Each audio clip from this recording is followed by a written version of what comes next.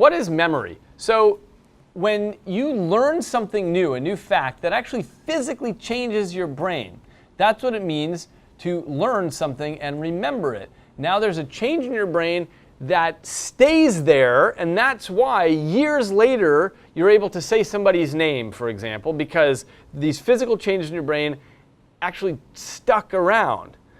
The term we use for this is brain plasticity. Now, why do we use such a weird word, plastic? Well, it's because the reason plastic is a useful material is because you can shape it and then it retains that shape. So when you make a plastic bowl, then when you come back a year later, it's still in the same shape, which is what you want out of the material.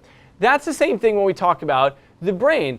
You learn somebody's name, there are changes in your brain, and those stick around. Otherwise, learning and memory wouldn't work very well if the brain kept going back to its original shape. So that's why we talk about it as being plastic.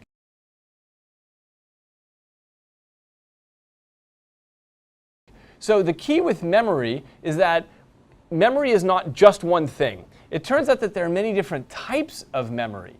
So for example, there's short-term and long-term.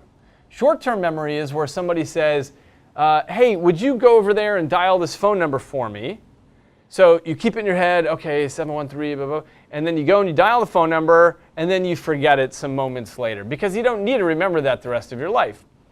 In contrast, long-term memory is things such as where you live and what somebody's name is and who your mother is. Things like this are stored in long-term memory. And what was discovered over the last 50 years is that these are stored in different ways in the brain. And so what can happen is people can get damage to their brain where they lose the ability to have long-term memory, but their short-term memory is just fine. In other cases, people lose the ability to transfer short-term to long-term memory. So their short-term memory is fine, and their long-term memory is fine. But they can't make new long-term memories. So if you come up to a person like this and you say, okay, I want you to remember these 3 words, pillow, penguin, chair.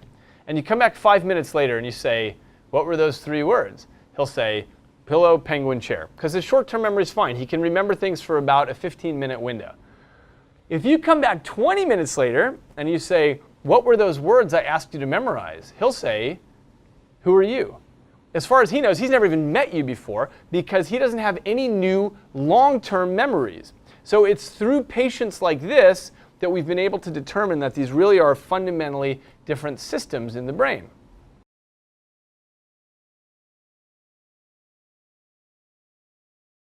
Now, if we look at long-term memory, it turns out there are different types of that as well. There's what we call explicit memory, which is the kinds of things that you can tell somebody else, such as when the American Civil War was, or what you had for breakfast yesterday.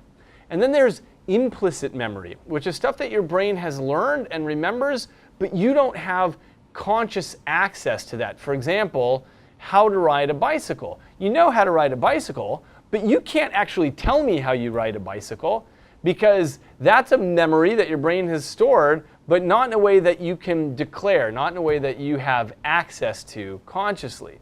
So those are 2 types of memories. Explicit, the kind that you can tell me about. Implicit, the kind that's just every bit as much of memory, but you can't tell me about that kind.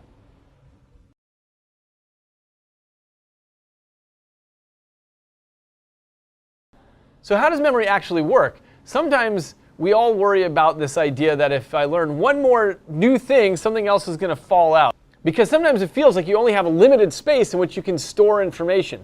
But the good news is, the brain stores memories nothing like a digital computer. It's a completely different way of storing memories. The way it works in the brain is in a network of associations. So everything you learn is in relation to other things that you already know.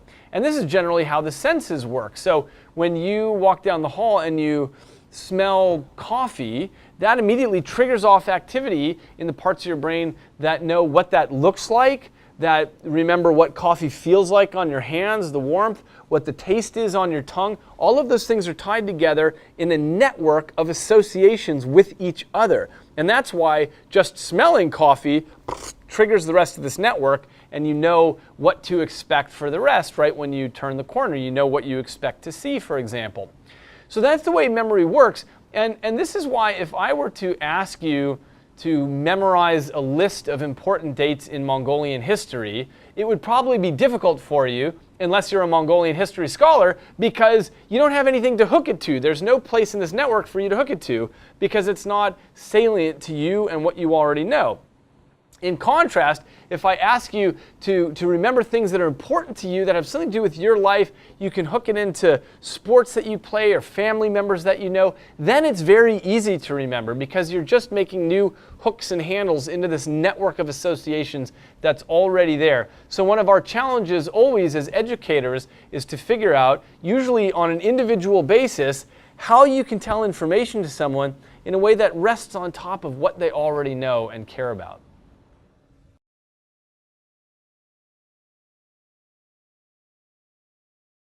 Let's talk about language. So language is one of these incredible feats that the brain pulls off, and it does it so rapidly that for the most part, words come out of your mouth faster than you can even think about what you're saying. So how does the brain pull this off? Well, there are particular areas of the brain that are involved in language, and they all are on the left side of the brain. So we're looking at the left side of a human brain here, and there are particular areas that are involved in hearing language. There are other areas that are involved in reading language.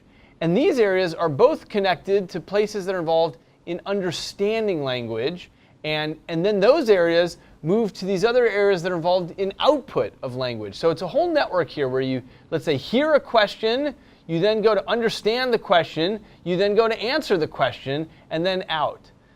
And what we've learned from many years of seeing people with brain damage is that different parts of this can get damaged in this network. So if you lose the ability to understand language, then you can still speak, but you can't understand what people are saying to you. If you lose the areas that are involved in producing language, then you can understand what people are saying, but you have no capacity to output language. Now, so language is mostly a left side of the brain phenomenon. It turns out that there is a critical window of time for learning language.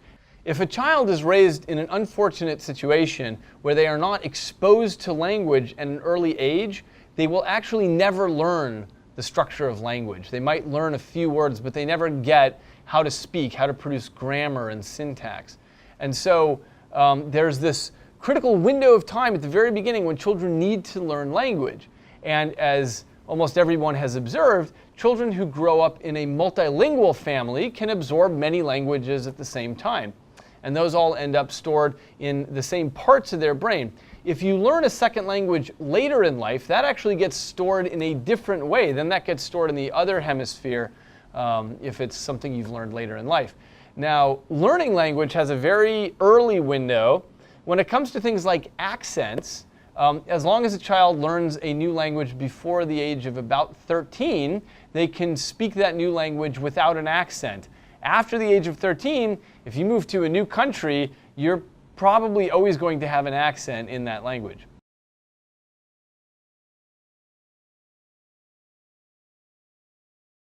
Dyslexia is a disorder where people have a hard time with reading what's written on the page.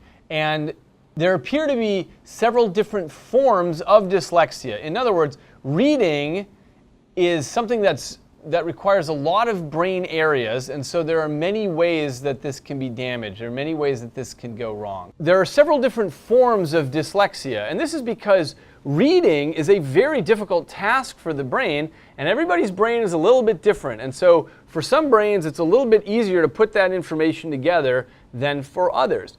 Now, for at least one type of dyslexia, the problem appears to be matching up the visual and the hearing so that when the teacher is saying, "The cat ran away," when the teacher is reading and pointing at letters, if the visual stream is not getting matched up well with the auditory stream, then that can be very confusing to a child's brain with dyslexia.